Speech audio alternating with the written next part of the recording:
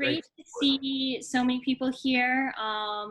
People from Hyderabad, Phoenix, Jerusalem, just everywhere around the world. Welcome to the third and last Out of Unawalk Roundtable. Say hi in the chat box. Put questions for the panelists in the Q&A box. Don't put them in the chat. Please put them in the Q&A box so we'll be sure to see them. My name is Camille. I'm the social media manager for the Out of Unawalk. I'm going to be moderating today. I'll be right back. I'll say a quick note of introduction. I'll be brief since if you've joined for the last two panels, many of you have, then you know the spiel. But we're doing this panel series around the massive, historic, very urgent water crisis taking place in India. And so we've talked about the process of reporting this crisis over the course of 17 months on a walking journey. We've talked about the environmental impacts of the water crisis. Today we're going to talk about the human impacts, which are dire. You can, if you haven't yet, you can read about it in the current issue of National Geographic magazine. It's a story by Paul Salapec with photos by John Stanmeyer. We'll share the link in the chat box. You can refer to it. You can also find dozens of stories about India from India on the Out of Unawalk website, and those are written by Paul and by the other panelists that you see here today. A common theme in the India stories is the workers that make India run, and workers that operate in very poor conditions, often dangerous conditions. Farmers, fishers, miners, builders, and there's I would encourage you to check out the website, check out our Instagram account, check out our YouTube account, and you can see videos from visits inside tea plantations, inside brick factories, visits to sand mining operations. We'll share all of those links for easy reference in the chat box. Okay, so let's get the conversation started. I'm going to introduce all of our speakers briefly. So first we have Prem Panicker. Prem is a longtime journalist and educator, and he joined the Out of Unawalk in Rajasthan. Priyanka Borpujari is a human rights journalist. She walked through Madhya Pradesh, Bihar, West Bengal, and Assam. John Stanmeyer is a National Geographic photographer who shot the videos for the magazine story. He shot tens of thousands of photos. Camilla Ferrari is a multimedia visual artist who traveled to the Out of Unawalk Trail in 2018. She's joining us here from the south of Italy. I'm very jealous. Arati Kumar-Rao is a National Geographic explorer, writer, and photographer. Arati walked across the Punjab and Manipur. Siddharth Agarwal has documented India's riverways on foot for many years. He runs Veditum, a storytelling foundation. And finally, Paul Salapec is the founder of the Out of Unawalk project and has been walking for 8 years now. He started in Ethiopia and he's currently in Myanmar, but he crossed northern India over a period of 17 months. So I'm gonna ask Paul first. You walked about 4,000 kilometers across northern India, and water access, clean water, lack of water, that was a common theme. So how did the people you met daily talk about their access to water? Thanks. Thank you, Camille. Can you hear me okay? Am I coming through? Okay.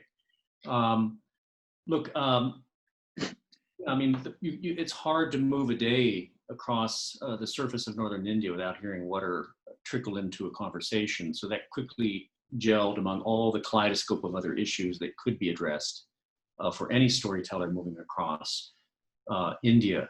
But I'd like to step back, if you don't mind, frame things just even a little bit wider about the walk and storytelling and how people's stories really drive the walk, and then pass the ball on to Prem and Priyanka to lead the discussions about who we talked to and what were the conversations in northern India. I often get asked, you know, you're walking across the earth, you're walking horizon to horizon, day after day, week after week, month after month. Doesn't that get a little boring after a while? You know, I get this question. And my answer is this: when you talk to anybody whether you're walking out of Ethiopia, whether you're walking through the Palestinian territories, whether you're walking through the Caucasus or the vast steppes of Central Asia, or in this case, Northern India, the big river plains of Northern India, there will always be commonalities. And people, we are really from one big family, and people talk about the same things all the time. You know, the same kind of thematic conversations come up over and over, hundreds and thousands of times. So people talk about their lives, they talk about their children, they talk about the climate changing, they talk about people they love, or the fact that they're not, you know, getting the love from somebody they wish they got. They talk about their jobs, how much they like or dislike them. You know, and so it confirms to me as a walking storyteller just how united we are as a gigantic family across culture, ethnicity, language, ideology. And yes, it's 90% plus. We talk about the same things, we complain about the same things, but in that tiny fraction of individual difference, think about it, there are 7.7 billion human beings alive on the planet now, and every single one of us is a unique personality that kind of boggles the mind. We're absolutely unique, unlike any other person. It's that difference between what we all talk about 90+% of the time and the tiny fraction that we talk about as individuals that will never be replicated by any other human being. That gap is where storytelling happens. And in walking across northern India, that unique storytelling arc of narrative, that kind of spark of the stories we tell about ourselves, about who we are, almost always involved water. So it became very easy then to use that as kind of the flow of the storytelling. But as my fellow storytellers will agree on the rest of this chat, even when it's not about water, that contributes to the overall kind of human landscape, the larger picture about where water fits in and where it doesn't. And I'm just thinking of, I've thought about the many hundreds of conversations I had in India, deep conversations, people I stayed with in their homes. And it ranged all over the place, from a police chief in Punjab, a kind of a big burly guy, kind of almost like a stereotype of a police chief with a mustache, kind of a big muscular guy, who I noticed had Dostoevsky on his bookshelf at home, and who was always on his phone as he was driving me around, showing me the city he lived in. And I said, "What are you doing?" And he said, "Well, I write stories. I write short satirical stories that I then post on my Facebook page." So here you have a police chief who is also a fiction writer. Or there's Manak Devi, a Hindu holy woman, a sadhvi, who I met with my walking partner, Bhavita Bhatia, in Bihar, who invited us to spend the night on top of her hill, a hermit, alone. Who, when she said goodbye, her goodbye was, you both have been granted a human life in this kind of dispensation, and it's precious and rare. Do the best you can with it. It's meeting people like a dacoit, a bandit in the hills of Madhya Pradesh, outside of Gwalior, or in the city of Gwalior, a retired, basically, bushranger, highwayman, whose body is scarred with old bullet wounds, who's retired and who kind of turned in his gun and is living the quiet life of a retiree. And then a few blocks away, you meet the guy who brought him in, the police officer who's delightfully called an encounter specialist in India, right? Kind of a SWAT tactician who actually chased the guy down in the bush and captured him and put him in jail. And his body too is riven with bullets and scars, and also kind of in semi-retirement. And yet they're both running now as politicians for the same parliamentary seat on opposing tickets. So I mean, there are these really remarkable stories where it's just a rich, super rich mosaic. And as you walk across India, you notice that these stories are so unique and original every single day, indeed almost every kilometer, and that no two villages are ever alike. You can take a train or a car through North India and the villages will blur by as one kind of anonymous blur of kind of rural life.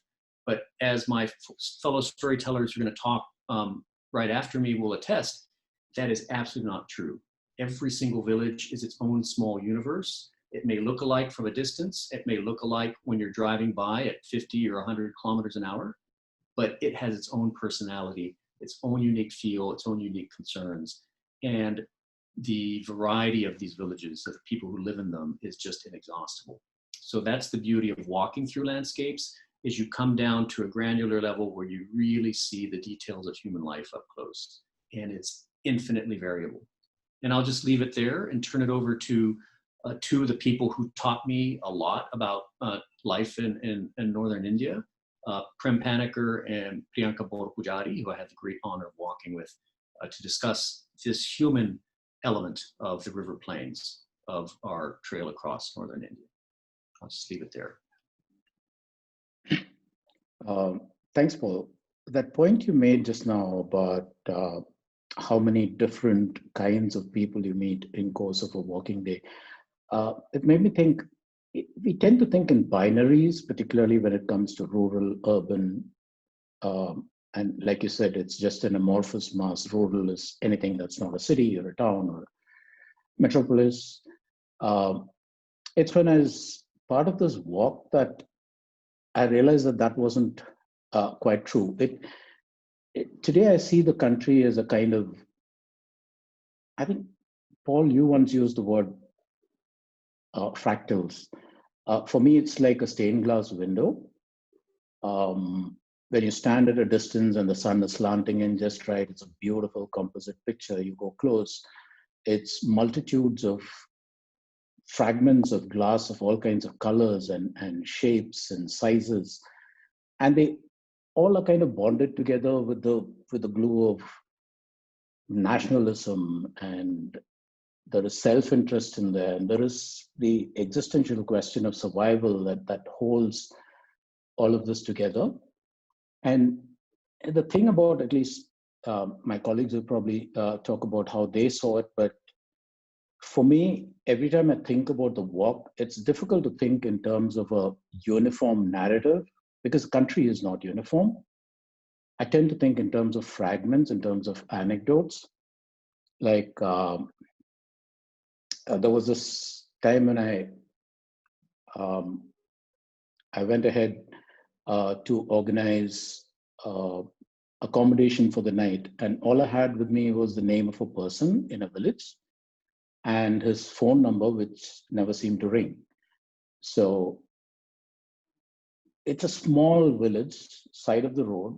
I hop off, and there was this chap who was standing under a signpost with a little bus picture on it. So obviously he was waiting for a bus. And I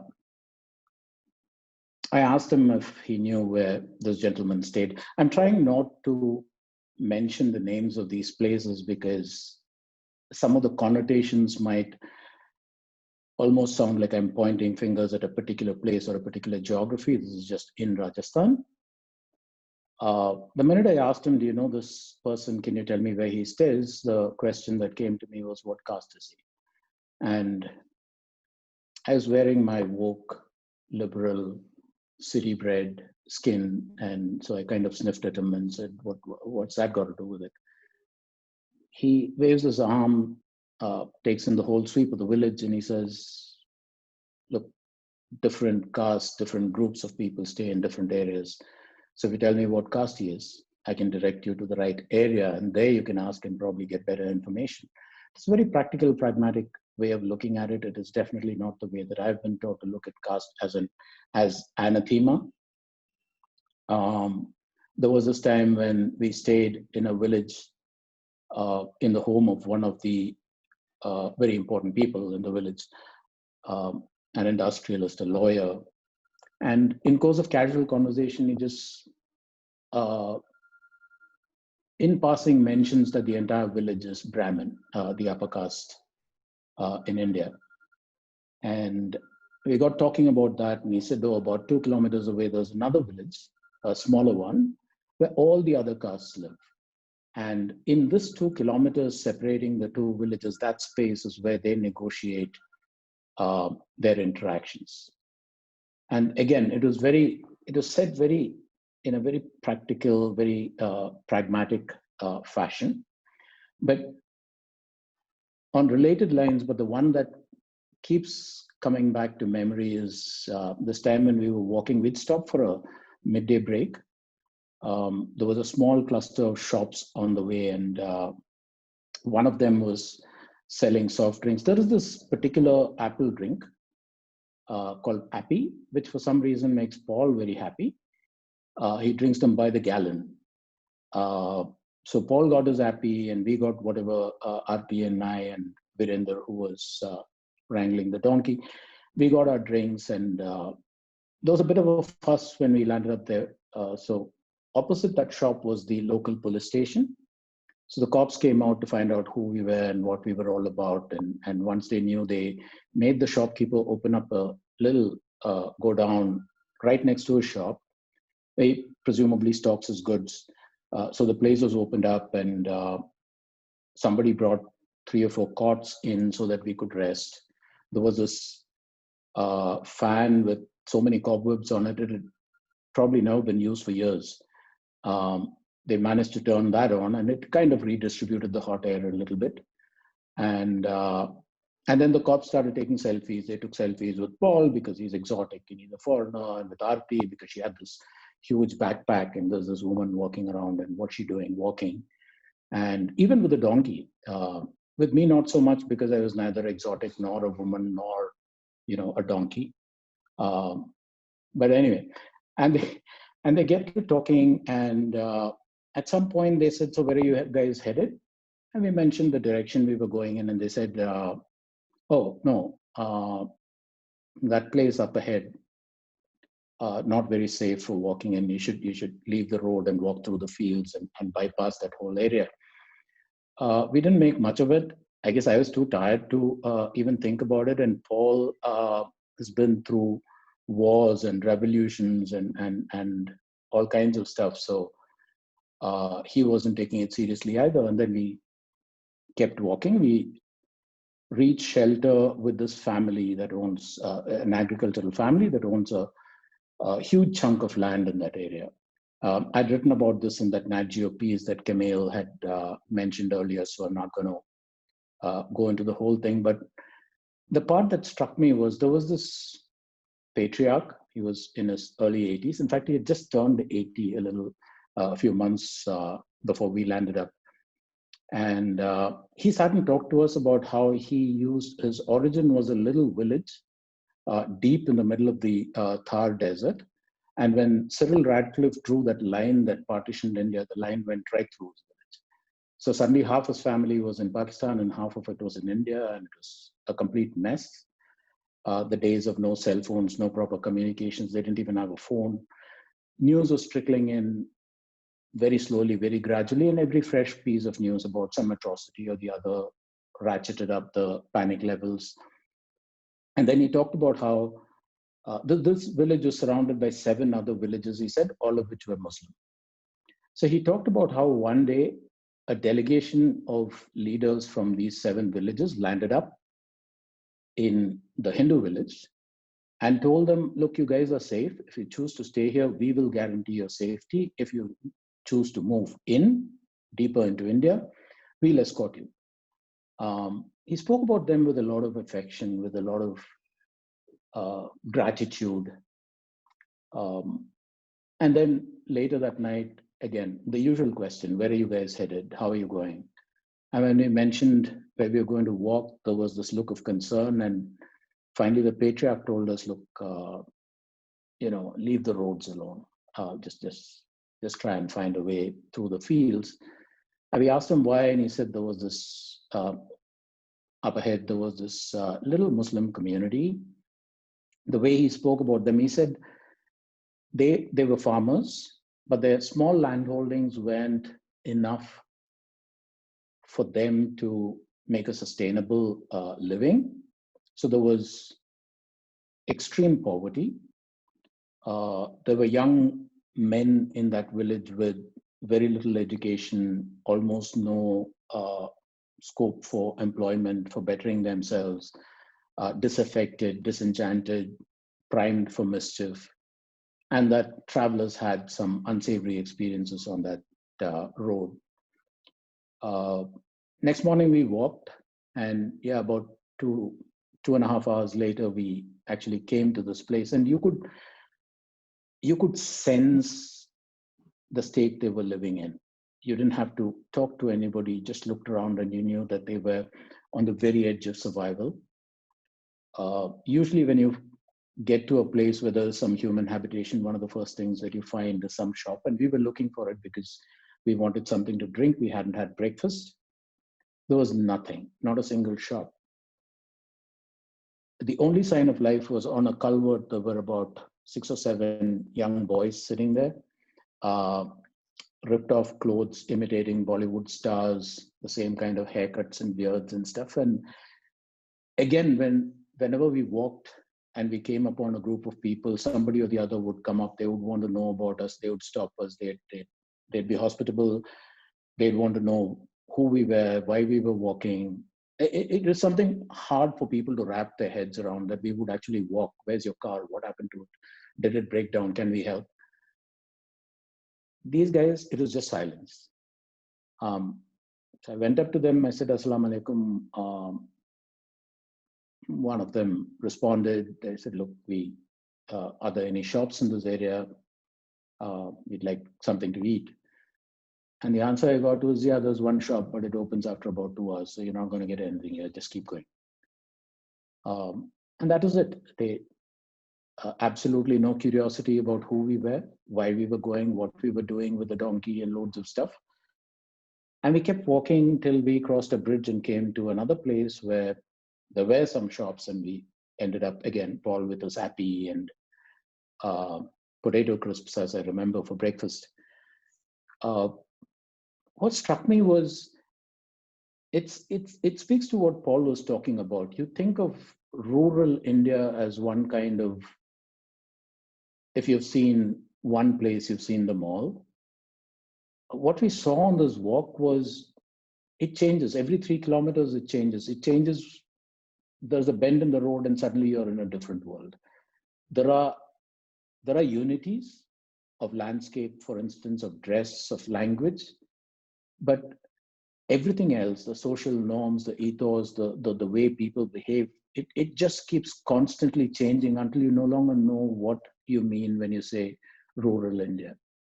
I want to stop there because the person to really speak to this subject, to talk about these multiple fragments and how they all come together, would be Priyanka, because she's walked, I think, from northern Rajasthan to northern Madhya Pradesh, then again from eastern Bihar to the northern part of West Bengal, and then Assam, I think, covering about 8 to 10 different communities. So Priyanka, you're up. All right. Yeah, well, thanks, Prem, for laying the ground on, some of the basic concepts and ideas that I could say almost govern the idea of India, right? Like the caste system, which is so structured and so deep rooted. And then at the same time, as you've well explained, and so did Paul, that if you're traveling by car or by a train, and rural India, in quotes, seems like a whooshing, beautiful space of green or brown, but in walking through it feels so different. And I can really actually feel that because I'd walk from the outskirts of Jaipur to the outskirts of Gwalior, and then I took a break. And then from Gwalior, I had to take the train back to Bombay. I could take the flight out, but I felt after moving at a speed of 5 kilometers per hour, just the idea of traversing across many states on a 1-hour flight would feel too much jarring for me, for my own senses. And then, so from Gwalior, as I took the train back home, I actually crossed the last 10 kilometers of the stretch that we had walked. And that just went past by my eye in just less than a minute. And I'm like, you guys, did you see what did I actually saw while walking that stretch? It just looks green, right? And so I think that's our conception of what India is in some way, and a lot of that for Indians themselves. But like also the other thing is, the reason why we said this is a talk about rivers, and I'm seeing some comments come up, and then where we're talking about rivers, but we're also talking about the river of humanity in India, right? I mean, the rivers are not devoid of communities living next to rivers, but also the movement of people and the way we were moving. So for me, the larger theme is that of crossing rivers is like a metaphor of crossing different invisible boundaries and borders. And each on either side of these invisible borders were microcosms of demarcated communities by language, by caste, by religion, by gender. And I think, as Prem also briefly mentioned, there were also differences in the way we saw things and the way people reacted to us. Because imagine this for a moment, especially for people who are from India. Here's a tall white guy. Here's a woman in pants and carrying a big slouchy backpack, and there's a donkey between us. And we're like, continuously saying, Chal Raju, and Raju is our beloved baby donkey, not baby, an adult donkey.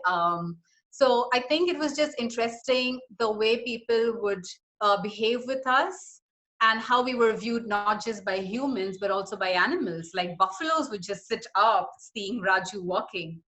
But I'm thinking of the time when we had to stop by at this place called Sarmathura, a very tiny town in Rajasthan, where Raju had fallen ill. And we had to try and feed Raju some medicines. And it was interesting that some people said, we cannot touch that animal. And it was very clear that that was because of their surname, which reflected the caste that they came from. Finally, it was this one woman and her family who decided to let Raju rest and try and heal himself in their own backyard. And then finally, eventually, when Raju did pass on, we were told that everybody cannot help, carry him to bury him. It would have to be only certain kind of people who touch a dead body. And that was just, bang on the face, the fissures of caste in India that we could see. That a dead animal or a dead human being is not touched by everyone, but only by the lower castes. So that was quite interesting to notice. But also it was very interesting how, about 20 kilometers before this big industrial kind of cosmopolitan almost town called Kishanganj on the border of West Bengal and Bihar, Paul and I were walking, and we encountered this moment, which we had also encountered many times before, of men in cars just honking at us and then just stopping their cars right in front of us with curiosity. But it was a very different kind of curiosity. It was almost as if they were demanding to know who were we and what were we doing. And in my mind, it was like, I'm doing this for my own self, but it's also work. So, sir, how about you get off your car and you walk with us, and then we walk and talk? But they wouldn't. And some of them were almost demanding to know about ourselves. And it got to a point where this happens like 300 times during the day, of people asking us, who are you? Where are you from? Where are you going to? We understand that they're curious. We make it might be a different kind of site. But then in the same place where these men kind of halted us, and we were like, please, bhai sahab, we just want to rest under this tree. And then they eventually left. We saw a farmer who came close to us because, he could see some commotion, but we also see he was doing his thing on his farm. He just came by and just gently just sat down just sat down under the shade of another tree, not near where we were sitting, at a distance. And after a considerable time, he asked us, do you want to drink some water? And then we were like, no, we just had a tea break, so we're fine. And only after he felt that, okay, we are comfortable, we're just cooling off our sweat. And then he finally asked, which way are you headed?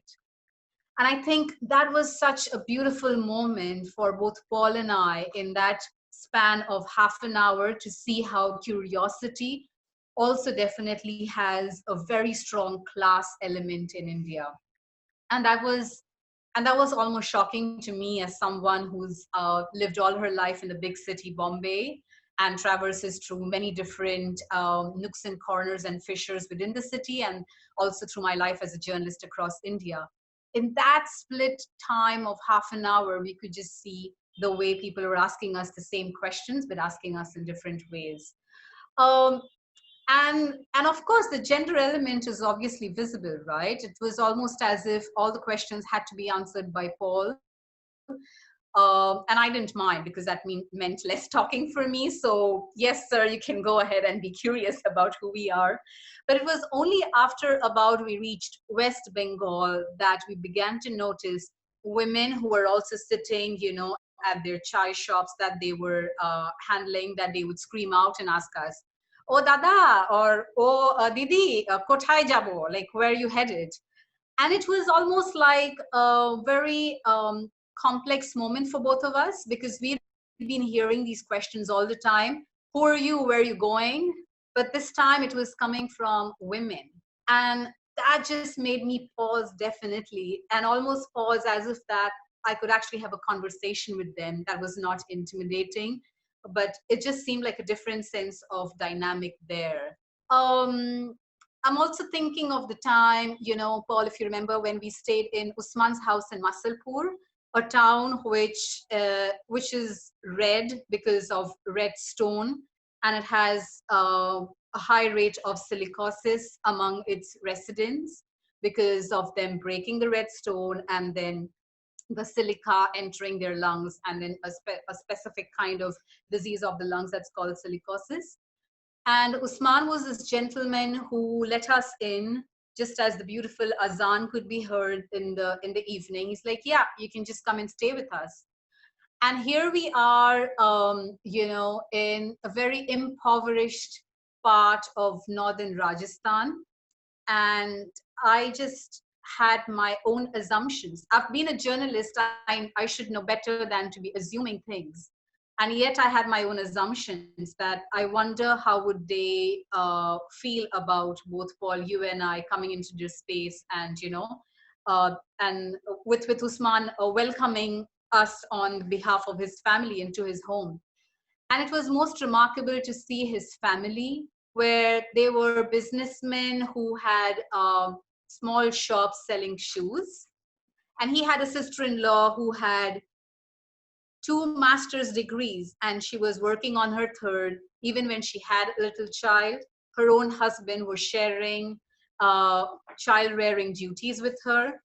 Usman had 2 other adult sisters who were also pursuing their master's degree.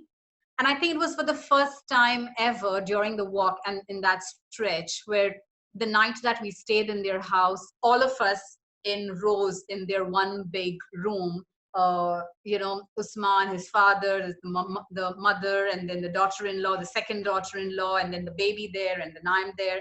It was just like I was part of their family suddenly.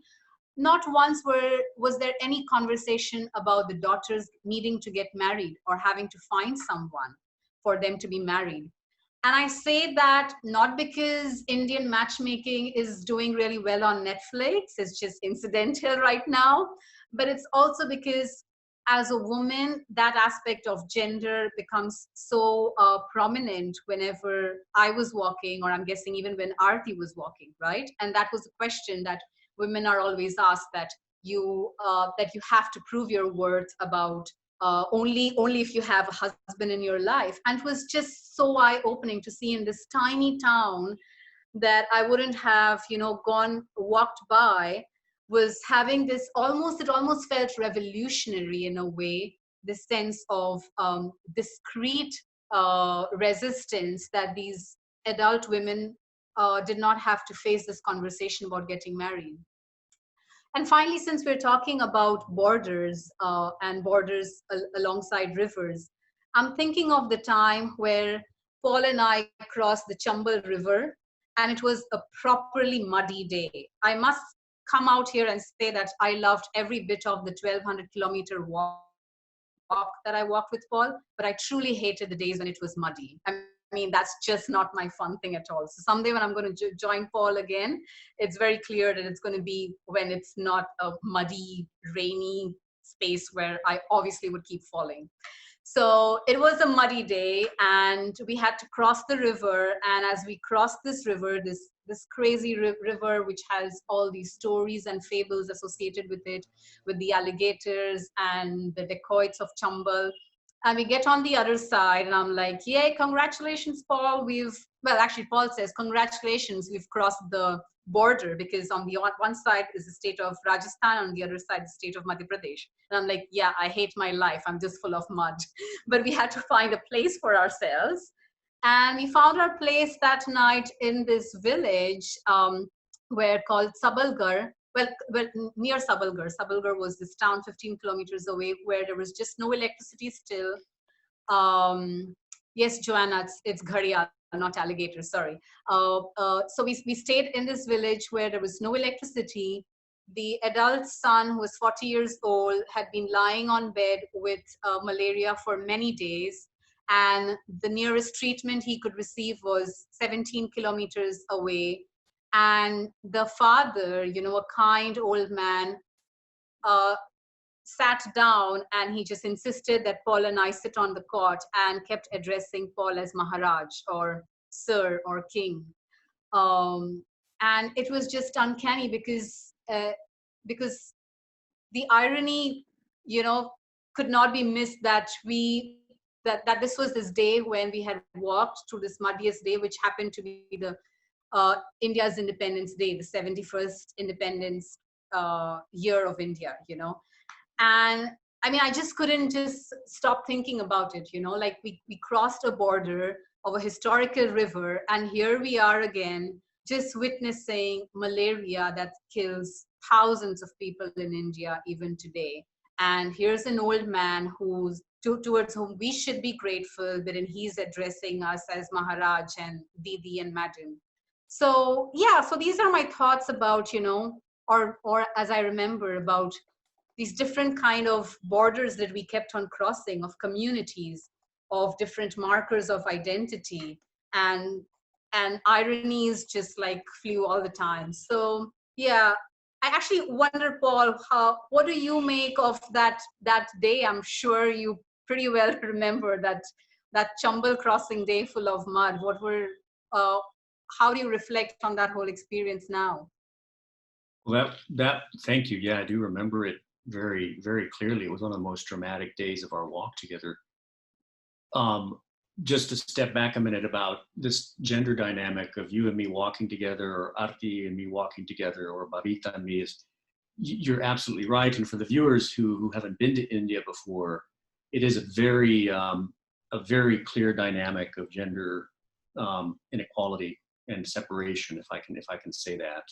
Because we would walk into a tea shop, and it would mainly be men who gather around in the public space, and they would address 90% of the questions to me, as if Priyanka or Arati or Babita were just kind of, invisible.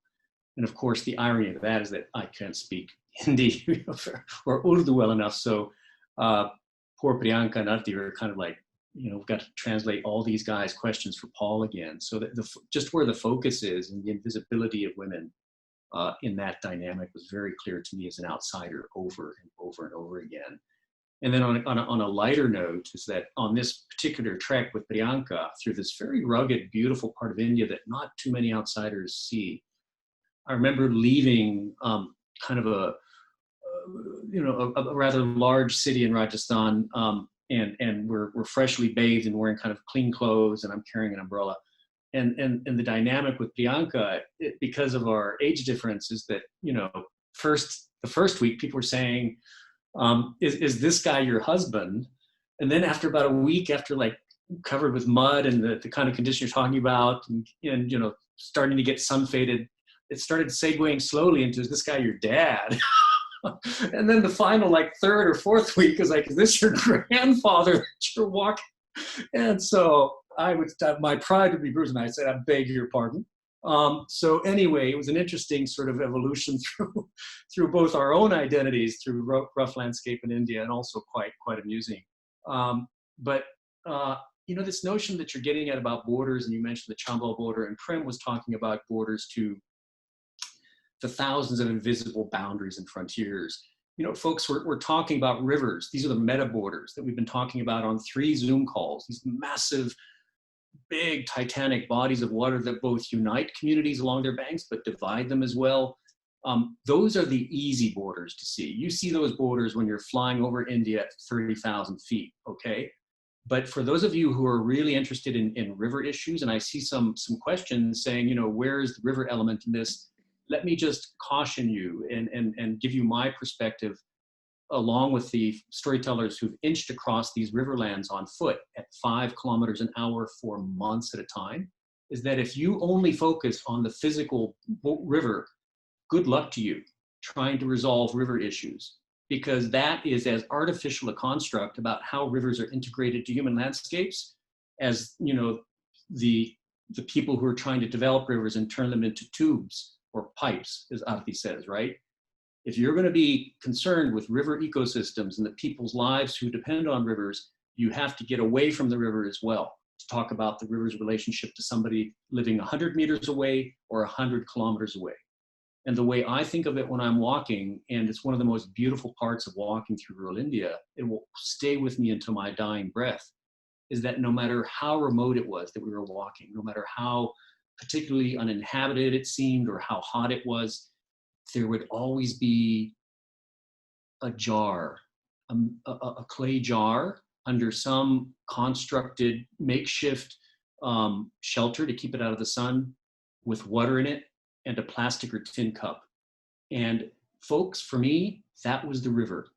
These were our little rivers all along the way. It happened dozens of times a day, where local farmers would bring the water to the roadside out of an ancient tradition of helping, of communal help to people who are on foot, and in particular pilgrims doing pedal yatras, right? Foot pilgrimages. And so this notion of you don't have to go to the river comes to you. And if you're going to be dealing with river policy, if you're going to be dealing with trying to ameliorate the many complicated problems that India faces with rivers, you'd better not obsess too much on the physical river. That's my non-expert advice as a walker across river plains. The river touches everybody. It touches the person who's living in Delhi, who's never seen the river before. So the question of borders, then, the one that Prem is talking, where you have 2 communities that if you drove by them, they would seem identical, and yet they seem antagonistic. One is warning about the other as if it's a den of criminals. Is that kind of granularity is what you get as a storyteller across any landscape, not just in India. And one thing that I think Priyanka mentioned, where I was being referred to by this very kind of neo-colonial title of Maharaja, when we crossed this border into a very underdeveloped part of Madhya Pradesh. It was like a cliff. It was one river, but you actually fell off a cliff of development, because if you remember, Priyanka, there were actually paved roads on the Rajasthan side, and whoever was in charge in that part of Rajasthan was actually doing something for the communities. But then this very destitute part of Madhya Pradesh, it was like an India from another time, from a Satyajit Ray movie, you know, from a black and white movie generations ago. These borders are so abrupt and so amazing to see on foot. It's like night and day. And you get that by walking. And what I'd like to throw back to the panelists, and I include Sid and Arati too in this conversation, is this notion that keeps striking me as an outsider about the main border between urban and rural life. And the point that Prem made on the last talk is that you can't, those are even 2 big artificial categories in themselves, because they're actually mosaics to themselves and very different. And yet they are huge. Everything that Priyanka and Prem has been telling us tonight, again, and I'm hearing it again as an outsider, are experiences that are probably not experienced by too many people who've grown up in big cities in India. It's like something out of a movie, right? And so that was the great value of kind of taking this transect across rivers, where we walk through big cities. We walk through, you know, spreading cities, metropolises, but also this gradient of communities going out away from them. And then the last point that I'll make, and then I'll turn it over to whoever wants to comment, is why are these villages so different? Why are villages that are within eyeshot of each other, maybe a kilometer, why is their emotional mood so different? I've been thinking about this a lot like a writer, and I don't have an answer, but I'll give you one anecdote from Rajasthan. And it was when I was traveling with Prem, and we were coming late at night to looking for a place to stay, as we always do. And one village was kind of chilly. And Prem, I don't know if you remember this, but it had kind of a bit of a hostile vibe going on. It wasn't that welcoming. There was a bit of like, we were both picking up kind of a negative vibe about the comments being said about us as we were moving through at dusk. And we just didn't feel that comfortable. And so we continued on for less than an hour. It was close to another village that, again, if you took a satellite picture, they would look identical. You could hardly tell them apart, where the mood was completely different. It was warm and welcoming and curious, and just like a completely different planet almost. And the only thing I could venture as a hypothesis is it must come from the leadership. It must come from whoever is setting the tone of power in these tiny communities. That trickles down to the community itself. So if whoever's calling the shots, as it were, economically in this tiny village is setting a tone of fear and mistrust, that goes down to the ordinary person, even the kids, and the comments that the kids make. And if it's in another village where the leader, who by good luck is somebody who's more tolerant and open and embracing, that atmosphere is adopted by the village itself too. So I'll leave it at that. Thanks, Paul. I think might be a good time to go to Sid and Arati. So one thing that's come up over the milestones that have been published during the India journey, milestones are portraits of the landscape and the people every 100 miles of the walk. So one thing that came up again and again with those interviews taken every 100 miles is drought, is water, is the diminishing monsoons. And so Paul has written that water kind of trickles into every conversation without having to ask people. People start talking about the changing climate. They start talking about the lack of water. And this has been a focus for Sid especially, and also Arti. So I wonder if you can speak to your conversations with people along the walk and what kinds of concerns they had.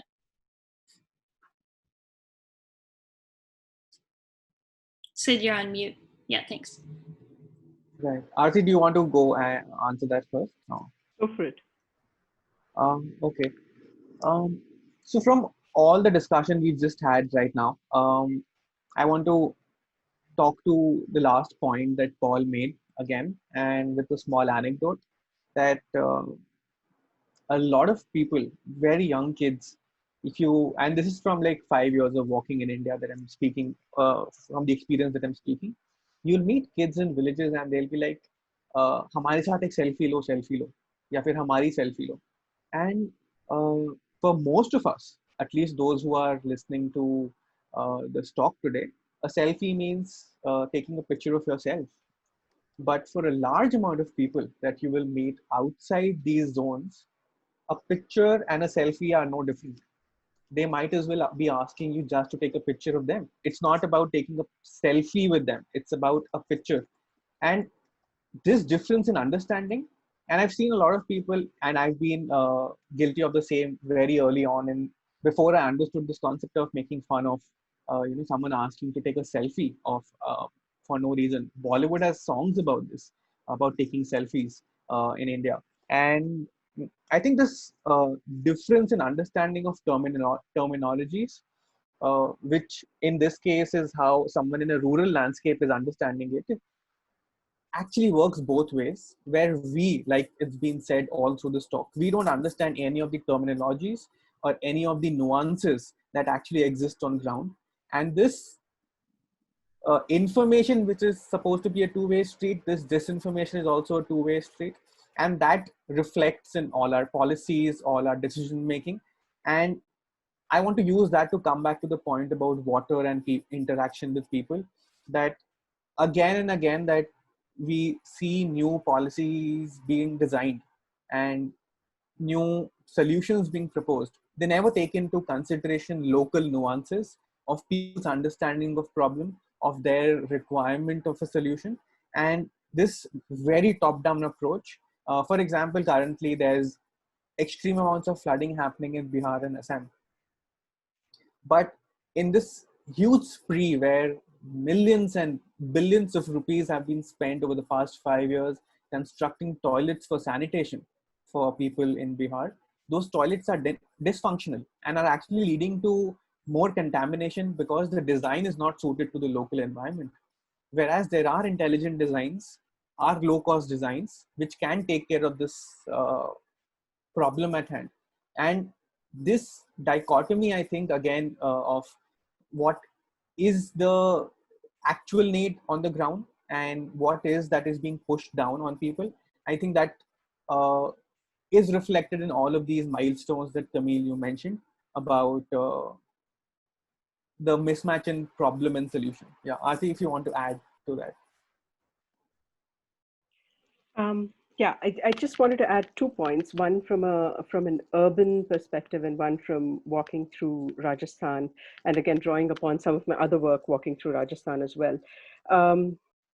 We met basically 2 different mindsets. There was one mindset which was all about, oh, we need tube wells because there's a drought and we need to tap the underground aquifers, and the government needs to do this or the government needs to do that, and so on. And then there was this other point of view which understood how all these were shepherds. I'm talking about 2 different kinds of shepherds that we met. Shepherds who used to walk with their flock, and they graze their flocks in the desert as they walk. And they never stop too long at one place, because the well that they hand dig when the flock is grazing, the well that they hand dig needs to replenish itself once you pull out the water, and that takes a little bit of time. So then at that time they graze their animal and then they move on so that they can dig somewhere else. And so that prevented, even the place from getting overgrazed and so on. So there was this natural rhythm built into the way people moved through the desert. Some people still remember that, and that's usually the people who have spent time walking in the desert. They're not occasional pastoralists, they're not occasional farmers, and they understand these rhythms. But then we also met people who were opportunistic, or people who were new to the trades, and they tended to want quick and fast solutions, and that tended to be less sustainable. So, and I saw this train of thought throughout. There were some people who understood the land, some people who bought into these promises made by policy and by governments, which almost always either ran out of water or, brought contaminated water, and so on and so forth. So, there was that trend in rural India. And one point I wanted to make, just today I saw that, Delhi is unable to deal with its floods, deal with the monsoons in spite of being rain deficient. And that's an urban planning issue, So I feel that there is somewhere also a disconnect between, again, it's land, but this is now urban planning, and how we see the land, how we understand the land versus what we do to it. And so while we're talking about floods, we kind of tend to think floods means extra rain. That may not necessarily be the issue. The issue might be how drainage is happening in different places. So I think we've kind of lost the mindset of actually observing, and that you really get back when you're walking. You're walking through landscapes and you observe and you understand and you spend time. And that would be lovely to reclaim even among our policymakers and some of these decisions that, that would solve all of these droughts. And it's a point that I made earlier where, before the drought that has to do with water is a drought of ideas. And so to reclaim that and re-water those, ideas would be wonderful. Thanks, Arti. That's very nicely said. So we're going to see imagery, videos and photos from John Stanmeyer and Camilla Ferrari now. So Camilla, you can go ahead and start. Hi everyone. Hope you're hearing me fine. So before getting into the presentation, I wanted to give a little bit of context for those of you who didn't listen to the previous panels, just to let you understand who me and John are. So John and I followed Paul's path in 2018 and 19, actually John for a much longer time. But I had the opportunity to retrace part of Paul's path, filming short videos for social media and accompany John's amazing photographs. So what we prepared for you today is a presentation that shows both of our visual approaches. And before I get to the presentation, I wanted to explain a little bit what was my process, and maybe John, you can, explain more after about yourself. So my process with this was, I approached this as an outsider, right? Because I'm not from India. I'm a white woman from Italy, and it was my first time being in India. So for me, it was very important to understand, how do I enter this space, and how do I get in contact with people who I don't really know, a place that I don't really know, that I'm discovering by walking it. And so my approach was to find the door to enter. And by doing so, it was, yes, tackle different issues that we encountered along the way, but it was also mainly focusing on the universality. I don't know if that's an English word. You guys correct me if I'm wrong, but like the universal aspect of the human being, small gestures, small sparks of everyday life. And for me, it was very fascinating to see the encounters that we have, especially in times like the chai shop stops that me and John did. I mentioned this also in the previous panels, but for me it was a very hugely important aspect, because when you are in a place where you're a foreigner, you don't really understand the rhythm of a place unless you stop and observe. At least that's how it worked for me. And stopping at tea shops was a way to immerse ourselves in the rhythm of things, and observe and look how life happened. It's like a fly on the wall. I felt that for me, the most respectful way that I could photograph and film Northern India was by walking slowly and like in tipping toes, like silently, and trying to understand how I could enter this space without being disturbing. And I want to go back to something that Priyanka said about the selfies and people talking to Paul all the time, because that aspect also touched us. Me and John and I touched us a lot. And again, especially being a foreigner, I was stopped a lot of times to take selfies, take photographs. And sometimes it became really overwhelming, but it was something that made me really understand how my presence was impacting my surroundings, and made me even more aware of how much I had to make myself little to give space to what I was filming. And I want to finish my small presentation of my videos by saying that I really resonate, Prem, with what you said about the stained glass and the metaphor of the stained glass. And my hope is that by filming these small sparks of everyday life and everyday human interactions, I was able to, visualize those rays that you were mentioning that kind of hit the glass and give you a small access, to Northern India. So I'm gonna stop here, and I don't know, John, if you want to say something, or I will share my screen. Just to share some sort of added love and how we do these stories. As Camilla said, and Paul, I know, has uttered and expressed too in past weeks, we're not from India, and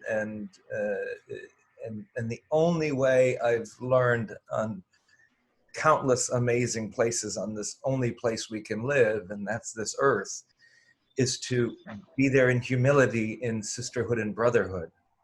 And I, as a photographer, but really as a human being, I get lost, and in the process find the narrative of the story. Because if I walk in with preconceived notions, then I'm coming in totally as the male white foreigner guy. I do a tremendous amount of research, but I don't hold on to pillars. I sort of look for banyan tree roots that go into the soil in organic, stretching ways. And that's in the process of getting lost in the woven fabric of any story that I'm walking on or working on and driving on. We did use the metaphors and the tomes of chai shops.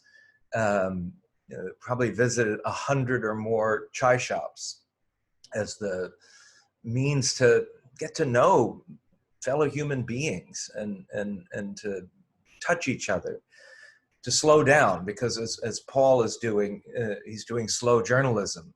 I can't walk for 17 months with Paul, as much as I'd love to. The budgets and the time, I could do the time, but to be there, I just can't, as much as I'd love to. So I do use a car, but I do walk quite a bit.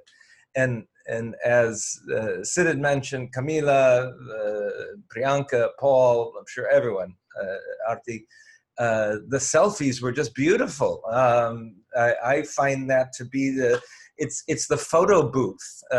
It's the put the coin in the booth, and a memory of our connectivity.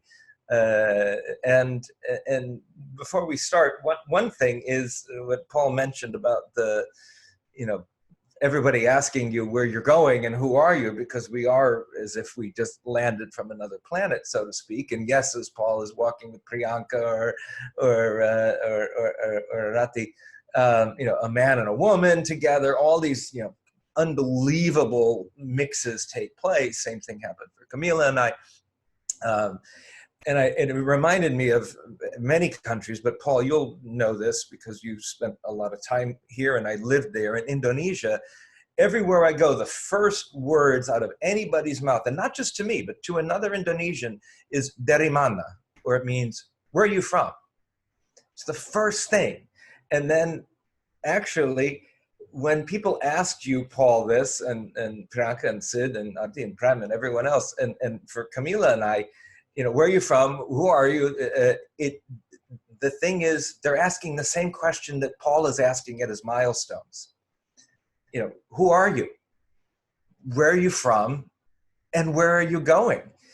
The difference is, maybe by population density, there's like across North India, we run across 3,000 Pauls asking the question in every village. There's like a milestone every 2 or 3 kilometers instead of every 100 kilometers. But it's the same beautiful question.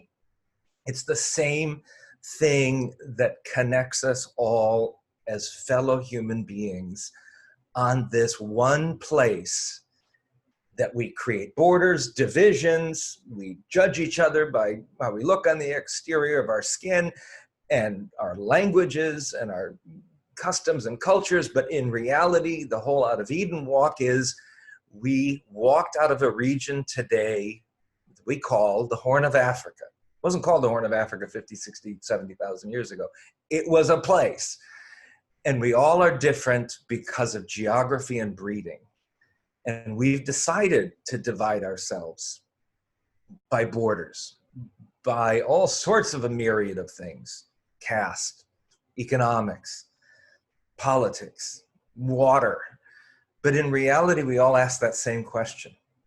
Where are you from? Who are you? Where are you from? And where you're going? The slideshow. I'm sorry, I'm rambling. So in this, I'm going to show you with Camilla first in her videos, the people that ask me and I ask them the same questions. Who are you? Where are you from? And where are you going?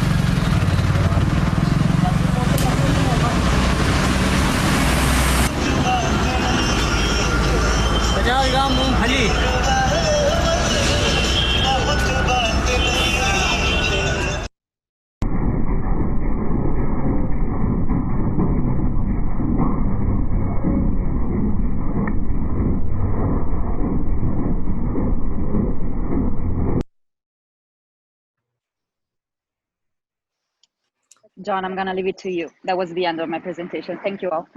That was beautiful, Camilla, and such a pleasure and privilege to travel and work with you. Thank you so much. So I do want to introduce you to all these people that very, very kind, that welcome me into their lives, that follow. Oh, can you go back a second? Yeah, sorry. Follow the narrative of our story. A lot of this was not published in the magazine. We only had 24 pages. We do a whole book. This is Chindra Singh. He's 75 years old. He was banished from his family about 5-6 years ago, from his family's home. He believes that God built this tent along the Sutlej River for him, and every night he listens to Hindu prayers and on his phone.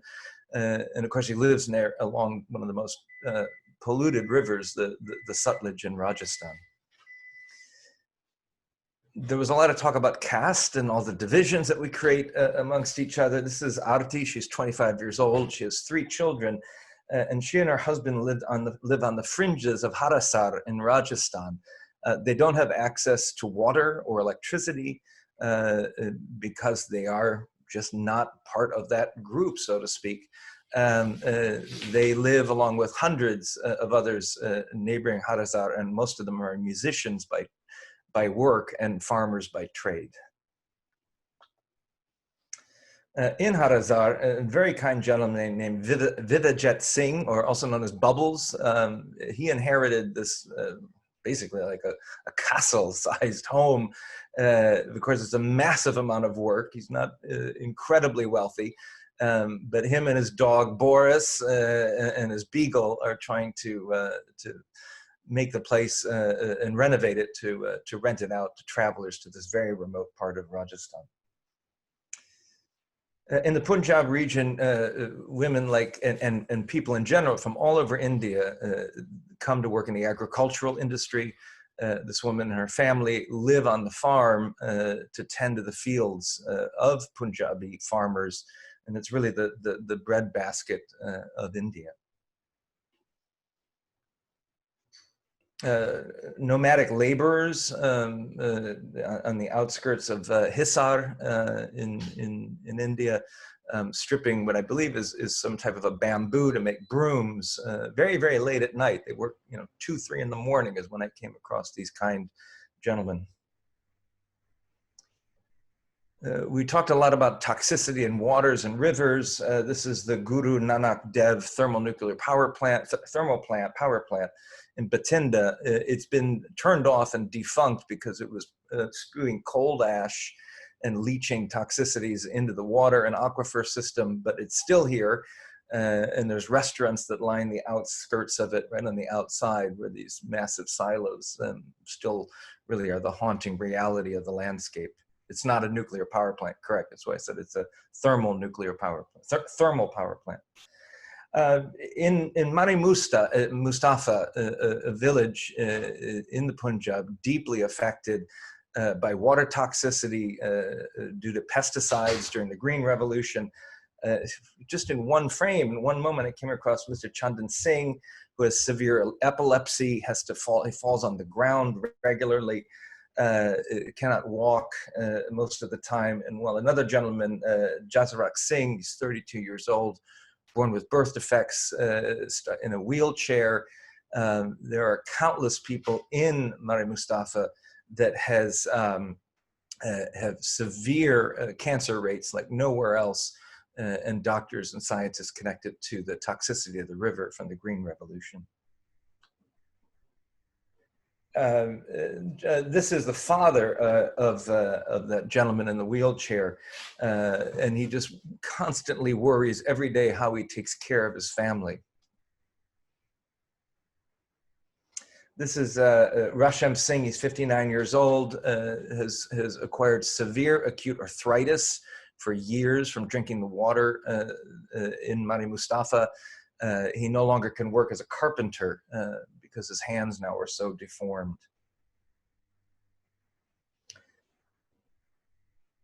This is Giran Kaur. She's a 57-year-old farmer. She has cancer, living on the outskirts of Mari Mustafa. And this is Raj Singh on the right. He's a farmer who has liver cancer and suffering from hepatitis type C. Oh, sorry about that, Ankita. Not Ankita, Camila.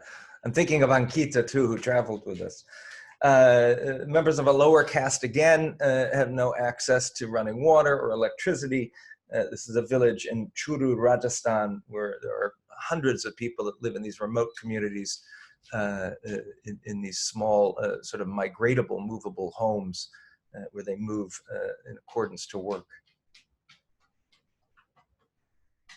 I did visit the Pushkar Camel Fair in Pushkar. It was an incredibly touristic event, but there was some definitely beautiful moments because all of these camel herders and camel sellers really sort of meander and follow the river routes of this part of India in Rajasthan.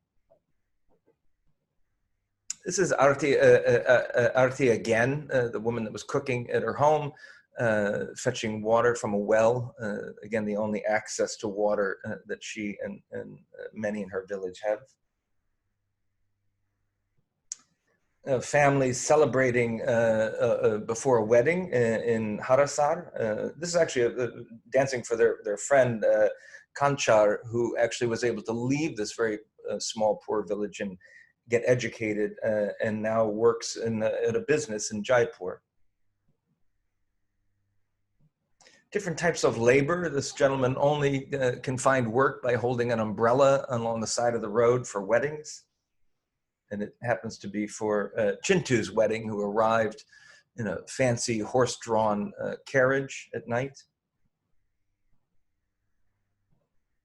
Runoff from agricultural farming, like here we meet with Rambula. She's 22 years old. She's a woman working with these two gentlemen, and they're cutting bakara, or some kind of a root that'll be used for animal feed. In Allahabad, ran across the middle-class family of Rashinya and his wife Priyanka. They're able to afford a motorbike and have a car. We're on top of the large bridge that spans the Yamuna. We look at sand mining. Whole families work together to collect sand. Some of it's legitimate, some of it's illegal, deeply affecting the water systems and the riverways along the path that Paul walked. A kind gentleman in Soenda in Madhya Pradesh, India, who sells balloons at a fair, wandering by the Sindh River next to sacred shrines in the area here of Soenda. The Sindh River is also deeply polluted. I also wanted to just meet the people who make livings, as Paul said. If you follow the narrative of only rivers, the physical river, you're not going to understand the livelihood and the functionality of people who are 1 kilometer or 100 kilometers away.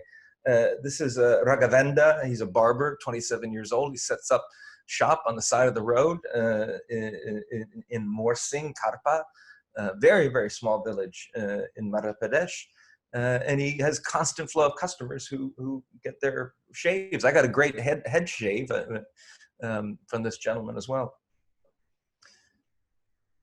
A lot of tragedies I came across of success. This is Lakhan Singh. He's 62 years old. He's a former wrestler. And when he was too successful, a group of bandits and people that he actually knew were jealous of him because of his success, and chopped off his hands and disfigured his face because of his success. He lives very, very close to rivers. Again, the narratives of rivers are not right along by it. There's constant stories of humanity, humility, and suffering elsewhere. A young girl who don't have oftentimes work for their families. This is a young girl working at a chai shop, one of the many that Camilla and I and Ankita and Ram visited. A woman tending the ever-shifting sandbars in the Ganges in Bhagalpur, when during non-monsoon season, the sandbars are agricultural areas for people who don't have land, so they quickly plant to grow food, and then in turn, when the monsoons come, this river, this ground where the woman is on, is a good 10, 15 meters underground, under the water. And we traveled often on ferry boats, and in this case with farmers, the farmers that were working these fields that only appear during the non-monsoon season in Bhagalpur. There's just so much color and beautiful and strangeness. So much goes on And I just love this scene of this rickshaw gentleman waiting for a ride, sitting in the back seat in this great disco light. One of the many dabas that we'd visit, this is right literally at the Ganga, also in Bhagalpur. It's like a Fellini film set. Portrait of a kind gentleman, Muhammad, at a silk weaving factory on the outskirts of Bhagalpur. Most of the weavers were Muslim in this area. When passengers get off boats in the Koshi River in Bihar state, they pile in onto rickshaws and to continue traveling further afield to their homes. In the Tista River, also heavily polluted by toxicity and runoff from industrial factories further afield and sand mining, I ran across Pinky, I love her name, and her husband Amit as they're getting wedding photographs taken. They're photographers out of the frame, but they're lying in boats on the Tista River doing all these strange, wonderful photographs before their wedding. And there's so much activity that goes on, yes, along the rivers, but also, of course, further afield. We delved a lot about labor. This is a group of just a few of the hundreds of women that work in the tea plantations in West Bengal. They earn about $2.40 a day, or about $42 a month, plucking tea. They were treated well at this factory, but there's loads of stories of abuse against female workers at tea plantations, because it's almost all women who pluck tea. So when you sip your tea, everyone who's listening, think of these kind women, because that's why you're getting a cup of tea. If you figure out the tea bag, it's about less than $0.25 of a US dollar. This is Tanu. He's the son of Ranjani. She's a tea plucker. Went to her home after she plucked tea. Very, very simple life. She has to pluck tea because it's the only way that her and her husband can survive to even live a meager existence in a one bedroom home. A passenger carrying his goods as he disembarks on ferry off the Brahmaputra River after leaving Dhubri, about an hour away from Dhubri. And the captain on the ferry boat that took us and about 40 other people, as a storm came in, we're now heading back to Dhubri. The Brahmaputra is, like all the rivers around the world, but in India, are just such lifelines of produce and goods and services and people. This is on the Brahmaputra at Dhubri, as a ferry boat is loading with furniture and coconuts and people and goods that will go further afield into these remote villages along the Brahmaputra. This is Shohitun Bibi. She's 50 years old. She's a cook at an all-girls school in Dhubri. She's so proud to work there because she knows how important it is for her work to feed young girls who are really going to be the future strength of bringing balance and equality and really economic growth and betterment for India. But not everyone has the access to be educated, as in the case here outside of Dhubri. Women, hundreds of women across India, maybe thousands, maybe millions, work in the brick industry. And it's for some reason all across India, most of the labor of bringing the bricks out of the furnace to be then stacked are done by women. They're carrying 35 kilos or 77 pounds of bricks on their head. They earn about 19 US cents per load, and they're lucky to earn about $2 to $4 a day. I put my camera down whenever I do labor, and if there's any photographers with us here, I suggest before you take pictures, or soon when you're there, do the labor of people doing labor so you actually can have some understanding. You're never going to fully know, but I always put my camera down because I need to understand it more than just an observer and leaving. And I did around 20 trips of bricks, and I can tell you, this is not an enjoyable form of work. So put your camera down. This is Rajib Khatum. He's 35 years old. He lives on the island of Majoli. It's the world's largest river island. So before monsoon season comes, he digs a hole in the ground. He does fish farming. And monsoon season was coming, and he uses a pump to pump out the water of his fish farm to collect the fish. Because in a few weeks, most of the island of Majoli, or this land where he's standing on, will be 2 to 3 meters underwater. So then he cannot make a living being a farmer anymore, or even fish farming, although he will still fish the Brahmaputra. This is how he makes a living during the off season of the monsoon. Another fisherman on Majoli Island using a net. The river is so intertwined into everyone's life anywhere along the river, but no more so than on Majoli, this massively gorgeous, very kind and giving island. And really, this is the closing here with the Dubri all-girls school. When I walked into this room, I felt nothing but power. And so much heaviness took place for myself and Ankita, my dear friend and translator, who was abused in Dubri by men, even filmed on video. And so much work has to be done around the planet for equality, whether it's gender inequality, racial inequality. But here I looked at these girls, and this is the future of India. Because they have so much to do, so much they will do, that's going to make monumental difference for the betterment of an entire nation and our entire planet.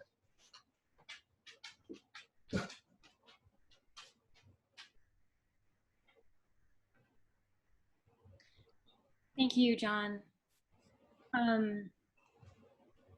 Those were beautiful. That was such a fascinating show of sort of micro stories.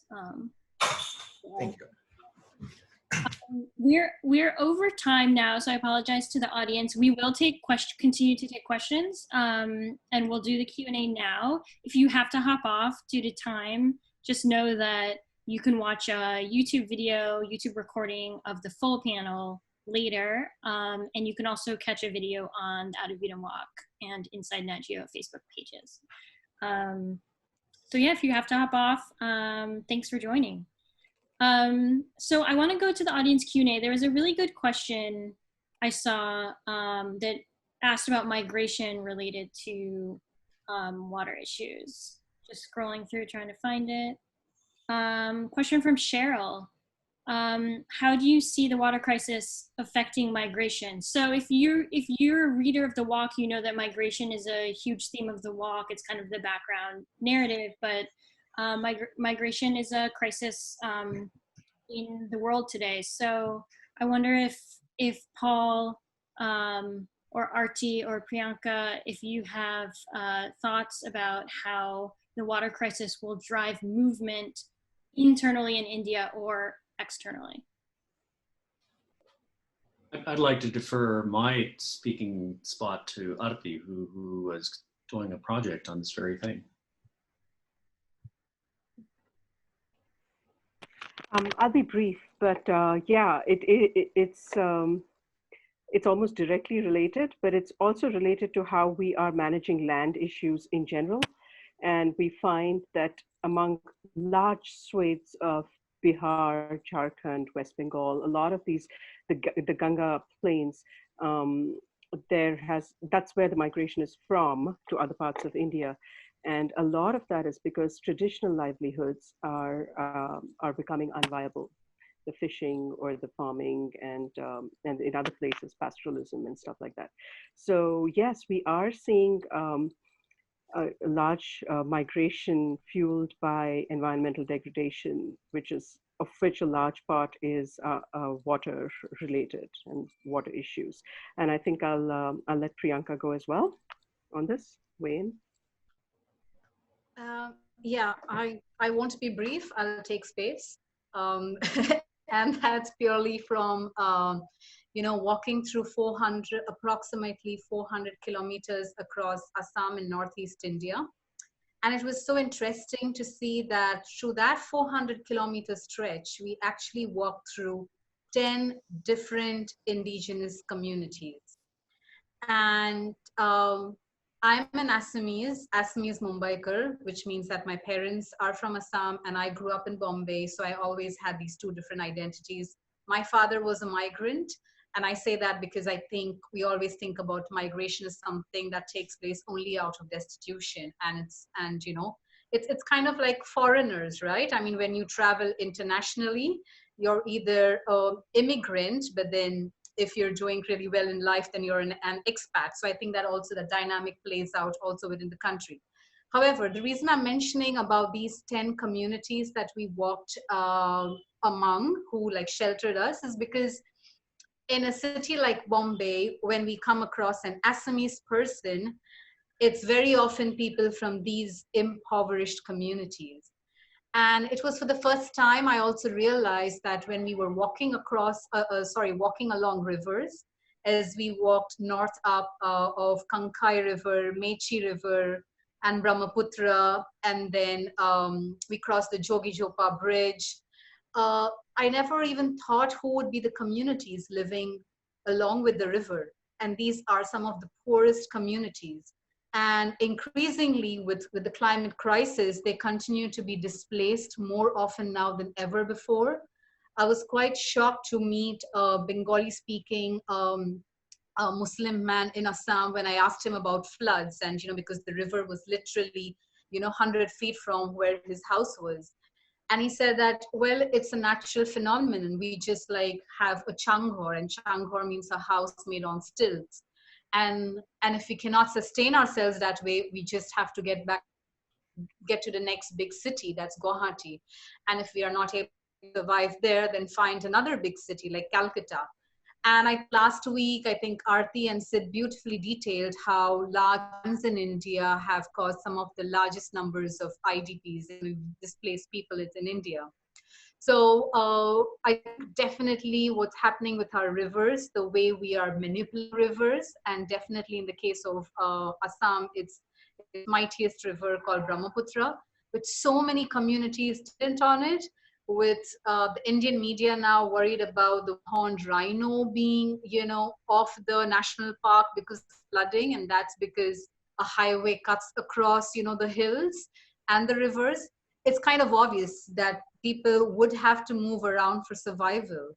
And I think what we tend to forget is something what Paul and I were just gobsmacked seeing, this 200-meter portable bridge made entirely of bamboo in this going from one village to another. And as we walk through it, and there's a beautiful video that Paul took of it, you can see it on the Out of Eden Walk website.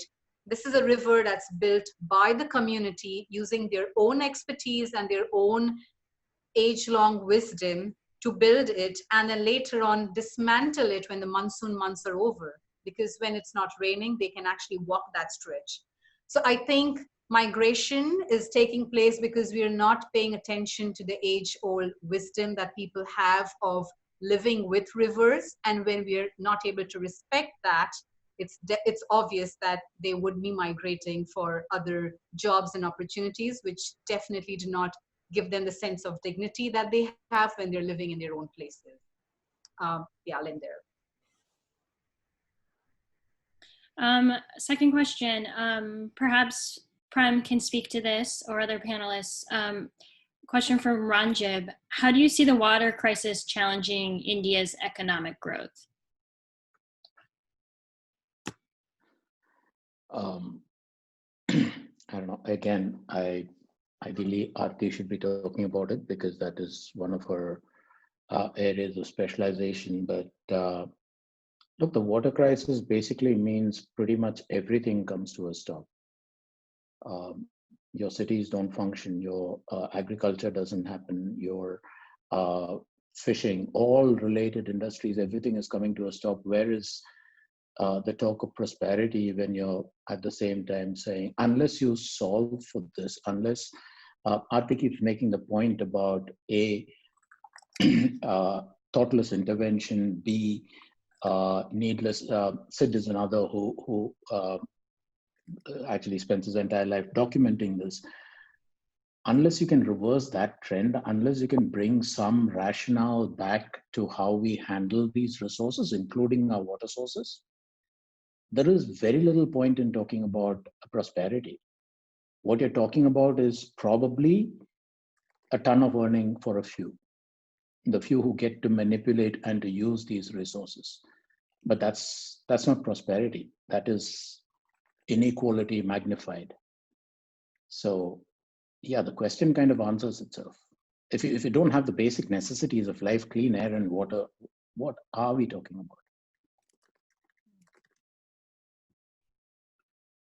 about? Arati, you want to add? No, I think that's pretty much it.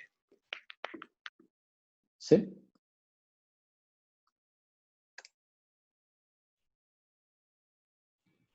I guess you've mentioned all the major points here, but I'd also like to add that the crisis that we are at today has in some parts been fueled uh, for food security, but also constantly citing this idea of growth. And even after seeing the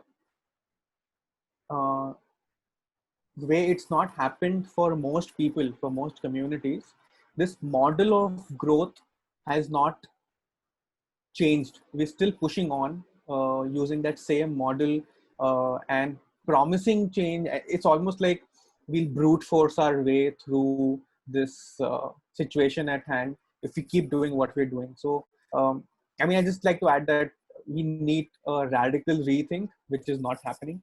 And I guess that's just like an addition to what everybody said. It's kind of ironic in a way because you're talking about migrants, which is basically people who are no longer able to make a decent livelihood in the places where they and their ancestors lived and are reduced to coming to the big cities in search of work. And as one of John's images showed, the work they're getting is less than subsistence level work. And we're doing that in the name of prosperity. The irony kind of shouts from the rooftops. Mm-hmm. Question from Jaspreet Singh.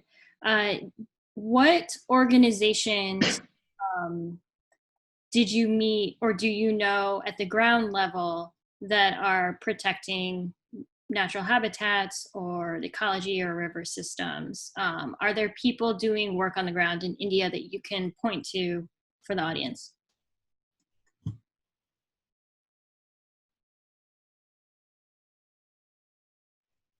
I'll add a couple names and then I'll toss the ball to Siddharth and anybody else who wants to weigh in.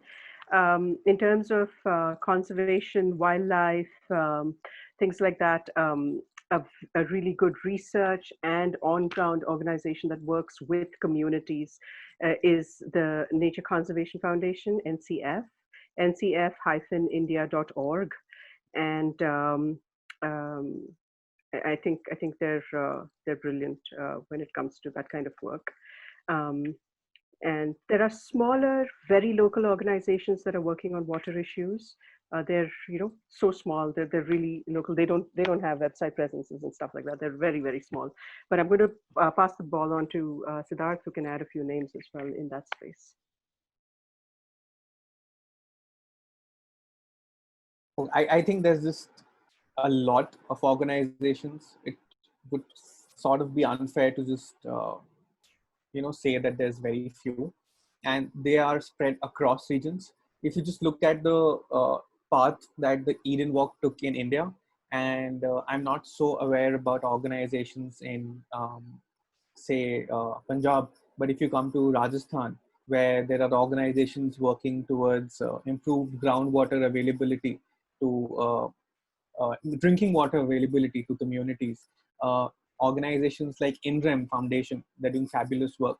If we come further into Madhya Pradesh, places like what John showed in his pictures, Seonda along the Sindh River, those are places heavily affected by water contamination also and water availability.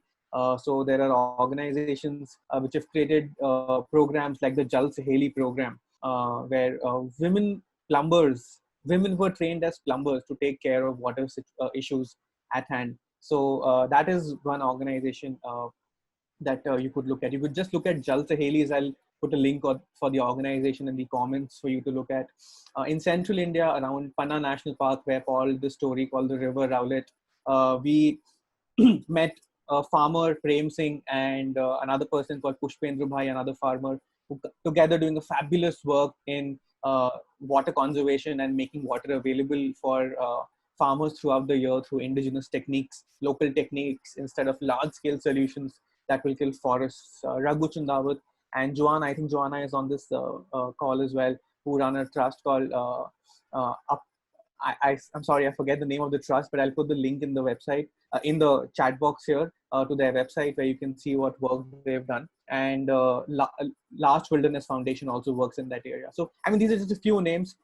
As we move for each locality, I can give you a new name. So it's just non-exhaustive. There's just so many, and it's strange. And because we have this platform right now, I want to take this opportunity to say that there's been this constant push to take away resources from the non-profit sector, the social sector in India for the past few years. And if you actually take that away, the system will literally fall, because the system is working because these organizations are keeping the system intact by plugging in gaps where the government has it doesn't seem like they have an intention, and they do not actually have the reach to be solving these problems. So yeah, I mean, this is a shout out for all of those organizations who've constantly worked with this adversity of the state prohibiting you from working for social benefit. Yeah. If I might add on to Sid before moving on to the next question, just the comment that I'll add one more organization, which is called Veditum. And it's in the family, it's Sid's. And we have organizations, I've run it as a reporter, interviewed organizations that are working on micro level things like Arati and Priyanka. We both have run into, small groups doing astonishing things to change their world. The world might be the horizon, but they're doing it, from women's media groups to, Sid, you're mentioning the plumbers who are cleaning out canals, doing hydrological work. But what Sid's doing with Veditum, if I may beat his drum a little bit, is that he's encouraging ordinary citizens to do sort of what everybody on this panel is doing, which is creating a bridge from expertise to a general lay audience. And the expertise being the communities who live with the rivers, right? And so all of us on this panel have this enormous, humbling privilege to be able to go out and walk through these communities and learn things, and then give the megaphone to these communities and help share sort of their experiences and knowledge of natural river systems. And what Sid is doing is he's basically creating a community himself by encouraging Indians to go walk stretches of rivers in a thoughtful, mindful way, not just to go out for a hike, which is nice. We all like that, right? But actually to go out with an idea of how you want to interpret your experience of moving along rivers. And it's a really, really beautiful idea for those of you who have not seen Sid's work and the work of his fellows. They're the Moving Upstream fellows.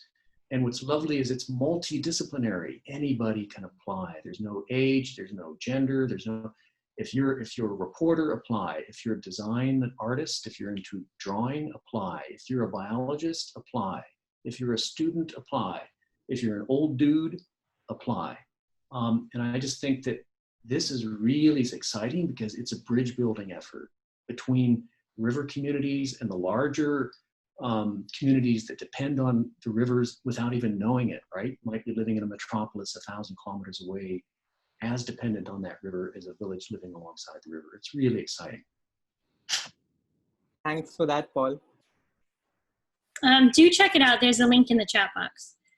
One more question. It's a broad one, but I'm seeing it come up a lot. How, in various ways, how does India's caste system exacerbate water issues and water access? I think I'd like to start with Priyanka on this one because I know caste is a subject that you've written about and thought about a lot.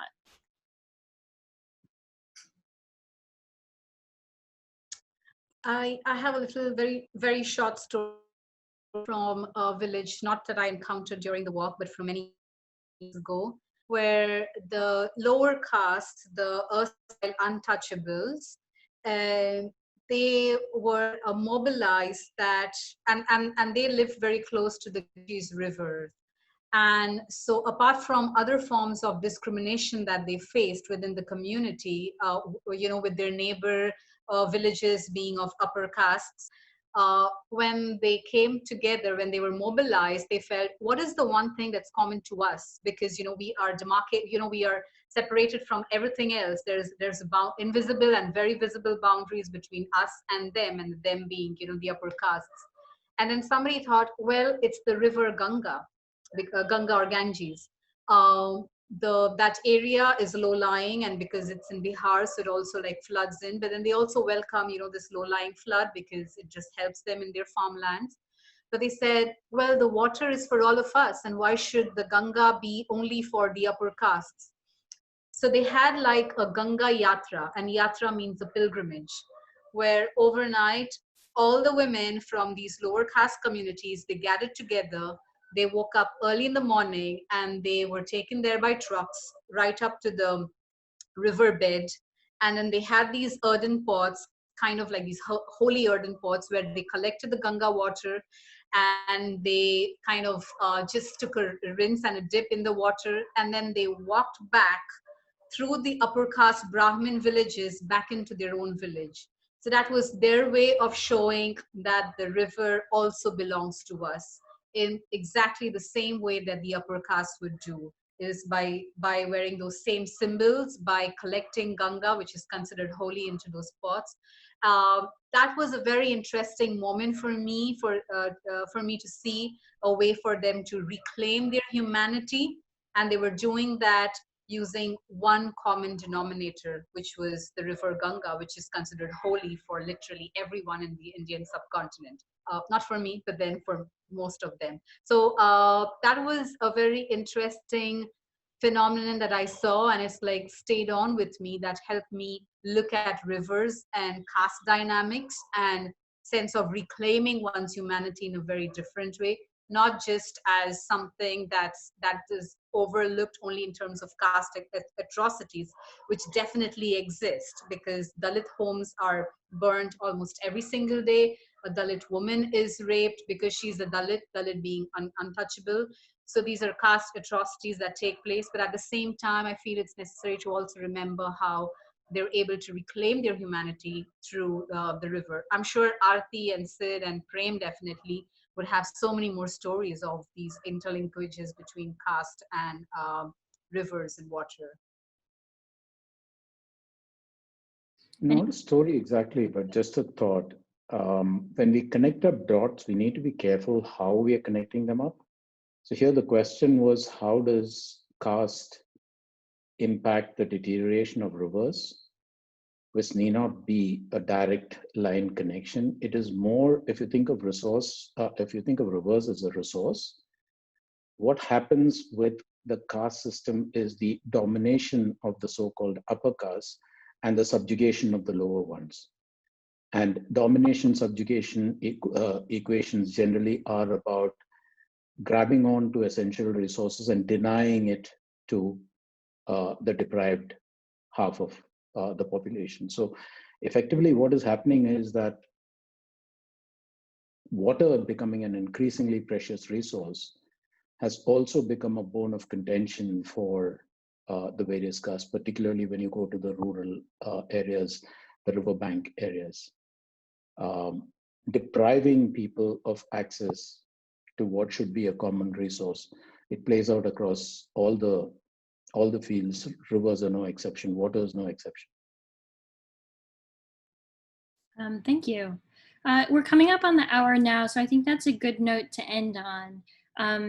everyone, thank you for sticking around to the end, far past the time we advertised.